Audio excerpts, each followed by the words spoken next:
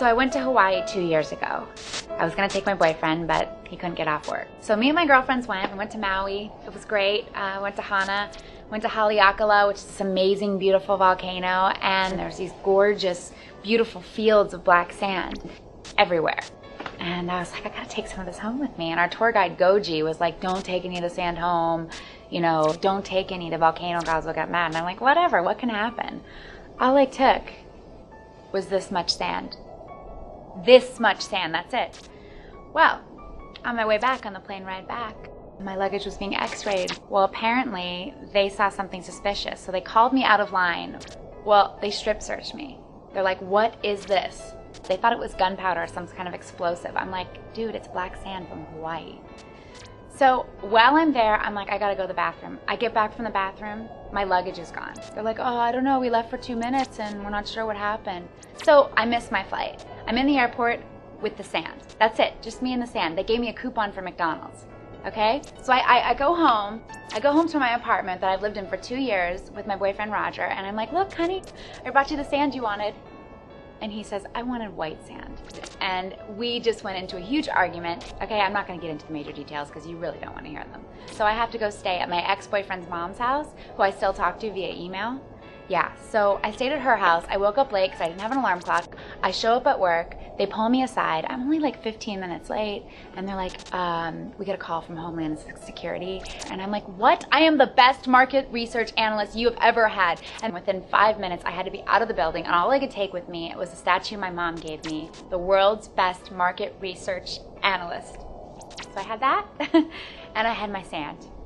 And I got in the car, and I was driving, and I didn't see, but there was this bike that came in front of me, and I slammed right into it, causing a pileup. People behind me are getting out of their cars and yelling at me, like, you bitch, how could you not see the bike, and blah, blah, blah. And I said, you know what, people, calm down. I've just lost my job.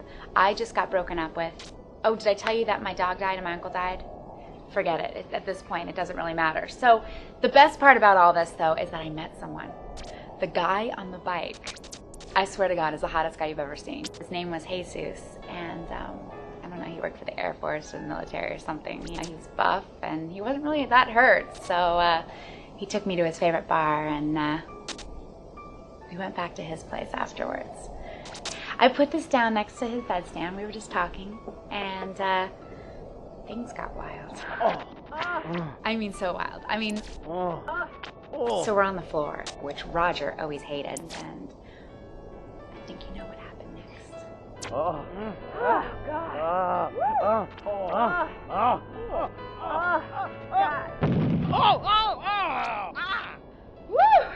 Oh!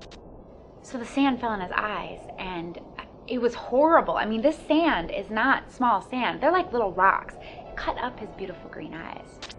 Man, but it was wild.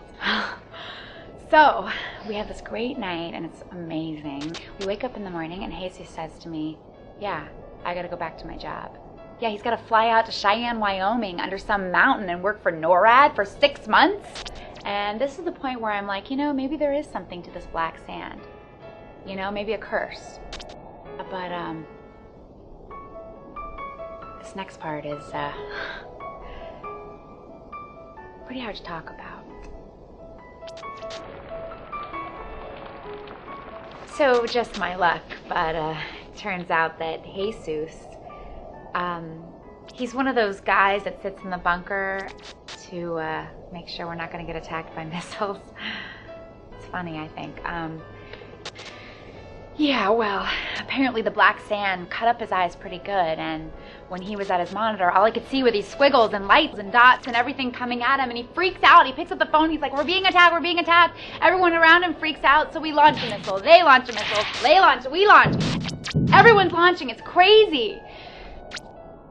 And that's how that whole nuclear war thing happened. You might have noticed that.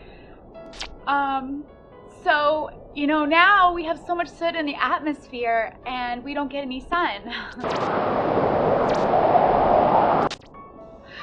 And, I just really want to say that I'm sorry. And you know, if you knew me, you would know I'm not that type of person. I don't do those kind of things. You know, I don't know if anyone's ever gonna see this, but oh God, that just felt so good to get that off my chest.